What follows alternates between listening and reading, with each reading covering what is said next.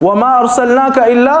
رحمتا للعالمین، ہم نے آپ کو تمام عالم کے لیے رحمت بنا کر بھیجا ہے۔ تو نبی علیہ الصلوۃ والسلام کی جو رسالت ہے وہ اس میں عمومیت ہے۔ اسی طرح نبی صلی اللہ علیہ وسلم نے فرمایا کہ احلت لی الغنائم، میرے لیے غنیمتوں کو حلال کیا گیا ہے۔ گزشتہ انبیاء علیہ السلام کے لیے غنائم حلال نہیں تھے، لیکن آپ کی امت کے لیے غنیمتوں کو حلال کیا گیا ہے۔ اسی طرح آپ نے فرمایا کہ نبی صلی اللہ علیہ وسلم نے فرمایا کہ جعلت لی الارض مسجدا وطہورا، تمام روئے زمین کو میرے لیے مسجد اور طہور، پاکیزگی کا جگہ بنائی، یعنی پانی نہیں ہے آپ مٹی کے ساتھ تیمم کر سکتے ہیں،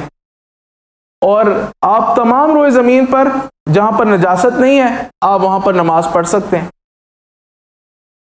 اسی طرح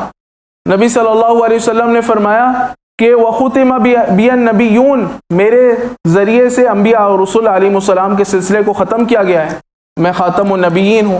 اور ایک اور روایت میں آپ نے فرمایا کہ اعطیت الشفاء، مجھے شفاعت عطا کی گئی ہے، یعنی شفاعت کبریٰ جو آپ کا خاصہ ہے، یعنی قیامت والے دن جتنے بھی انبیاء اور رسول علیہ السلام ہیں ان کے پاس لوگ جائیں گے،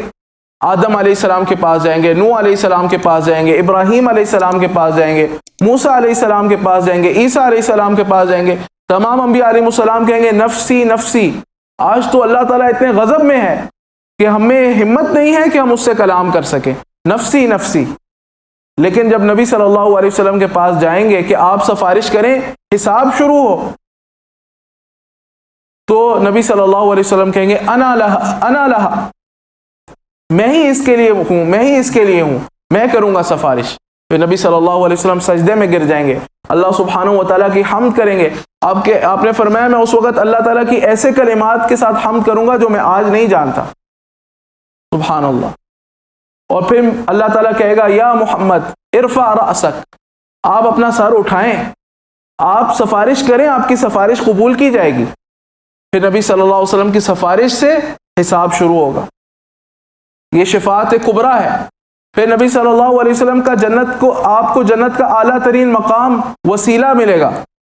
آپ نے فرمایا کہ جو میرے لیے وسیلہ کے مقام کی دعا کرے اس کے لیے میری سفارش حلال ہو جاتی ہے، اس کو میری سفارش ملے گی۔ تو ہم اذان کے بعد یہ دعا نبی صلی اللہ علیہ وسلم نے سکھائی، اللہم رب هذه الدعوة التامة والصلاة القائمة آتی محمد الوسیلہ، اے نبی، اے اللہ تعالیٰ آپ محمد صلی اللہ علیہ وسلم کو وسیلہ کا مقام دیں۔ پھر آپ کا حوض کوثر، انا اعطیناک الکوثر، یہ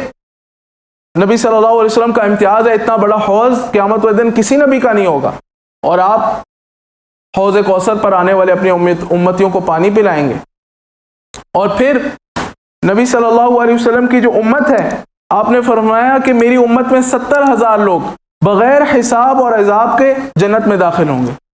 جنت کا اکثر ترین حصہ وہ نبی صلی اللہ علیہ وسلم کی امت پر مشتمل ہوگا، اور آپ آخری نبی ہیں اور آپ کی امت آخری امت ہے، لیکن جنت میں داخل ہونے والے سب سے پہلے اس امت کے لوگ ہوں گے۔ اور یہ امت تمام گزشتہ امتوں پہ اس کی فضیلت ہے، یعنی ہمارے نبی بھی سب سے افضل ہیں اور یہ امت بھی سب سے افضل ہے، اور اس کو ملنے والا جو کلام ہے، جو اس پر نازل ہونے والی وحی ہے، وہ بھی سب سے افضل ہے۔ اور نبی صلی اللہ علیہ وسلم کی پوری زندگی ایسی ہے کہ جس کے متعلق اللہ تعالیٰ نے قسم اٹھائی ہے، لعمرک، اے نبی صلی اللہ علیہ وسلم آپ کی زندگی کی قسم، یعنی آپ کی پوری حیات طیبہ کی اللہ تعالیٰ نے قسم اٹھائی ہے، گزشتہ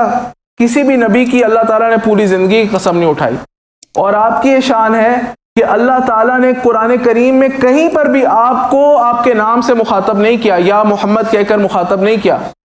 کبھی یا ایھا النبی کا ہے، یا ایھا الرسول کا ہے،